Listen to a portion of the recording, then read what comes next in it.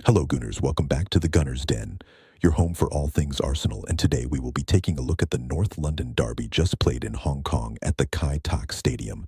The match started off in a fast, frenetic pace with an electric atmosphere. A stadium record-breaking crowd of 49,975 supporters of both clubs, creating an exhilarating atmosphere. Arsenal, as they always do, started quite fast and strong, taking the game to Spurs, pushing them back, and creating chances, but were just unable to take any of them. Odegaard short wide in the early opening of the game. From a resulting corner kick, he again kicked a shot from the edge of the box. The ball fell kindly for William Saliba, whose header went narrowly wide.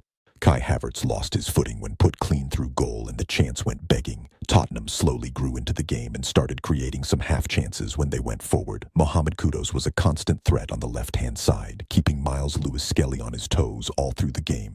They signaled their intent with their first corner of the game, which they swung in, and it literally missed everyone and hit the post on the other side before going out for a goal kick. We were lucky there because that should have been the first goal. As usual, we didn't heed that earlier warning, and they came close again with another corner kick, which, for some reason, again, missed everyone. But Richarlison alone at the far post failed to convert. We were living on the knife edge because every time they break forward, we are cut open.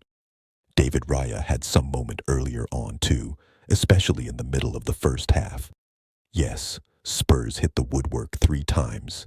Yes, we had to ride our luck at times. And honestly, we were lucky to be only 1 down at halftime. But Saka on the other right hand going forward was buzzing too. He had Jed Spence on his toes going forward. Him and Ben White created numerous half chances, but no one could take advantage. We created so many half chances and shot, but unfortunately, none on target. Our lack of finishing was one of low part of this game. So let's talk about the goal, because wow, that was a hauler from David Raya. Pape Sarr lobbed the ball from 45 yards over David Raya after Lewis-Skelly lost the ball in midfield. David Raya played a short pass to Lewis-Skelly, who was immediately put under pressure by Richarlison. The ball broke to Sarr, who lobbed it 45 yards out into an empty net with David Raya stranded in no man's land. But replay shows that Richarlison actually fouls Lewis-Skelly in the build-up of that goal. And if they had VAR, or if it was the Premier League, then that goal wouldn't have stood. But hey, it was a friendly match with no VAR, and he got away with it. But at this point, we have to give a special mention to the referee. The ref in this game was diabolical. He was truly out of his depth. So many challenges, so many rough plays that were committed by Tottenham went widely unpunished. This wasn't just a friendly match. This was a hatched job. There was an intent to get someone injured, and we needed a referee who knows what he was doing to put a stop to it.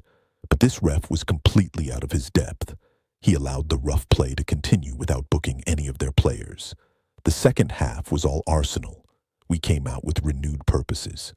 Kai Havertz started linking up nicely with Martinelli, trying to pull us back into the game. We dominated possession, we pinned them in, but the final ball was missing. We had the momentum, but not enough clinical edges. Gabriel Martinelli had a half chance, but dragged it wide. Then came the sub. Trossard and Victor Gyökeres, the €73 million man, finally entered into the game with several minutes remaining, but even he couldn't find the spark needed. Meanwhile, Max Daumann, the 15-year-old sensation, also came in, and he was the only sparkling light as he kept pushing and probing with his runs. But still, we couldn't create any meaningful chance.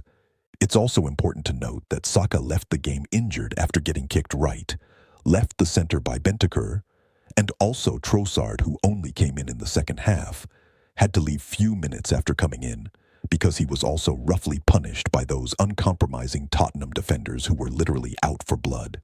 Spurs defended like their lives depended on it, as if they were playing in the final.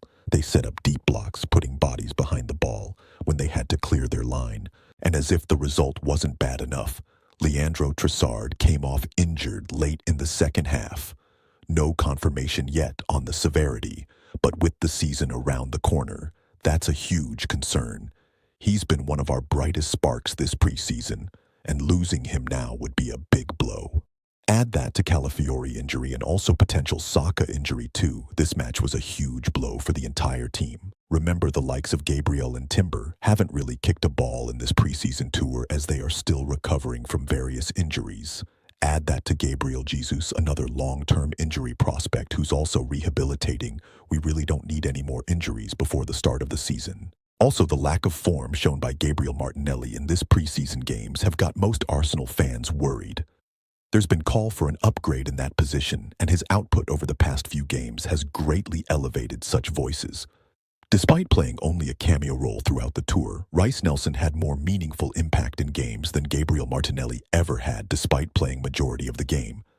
We are in talks to sign Eberechi Eze, who is versatile but who among Trossard and Martinelli needs to be sold to make space for that signing. More dilemma for Andreas Bertram and Mikel Arteta to sort out. So where does this leave us? It's just preseason, yes, but make no mistake, this one hurts. Not just because it's a loss, but because it came against Spurs in front of 50,000 fans abroad and with a lot of eyes on our new signings and tactical approach.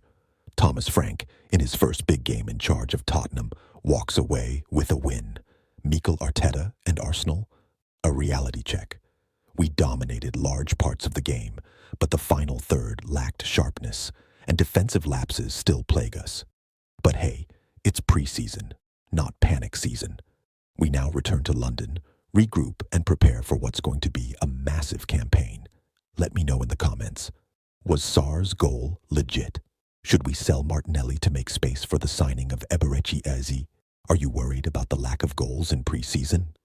And what did you make of Gyökeres' short cameo? Smash that like button if you're still backing the Gunners. Subscribe for more match breakdowns and transfer talk. And as always, come on, you Gunners.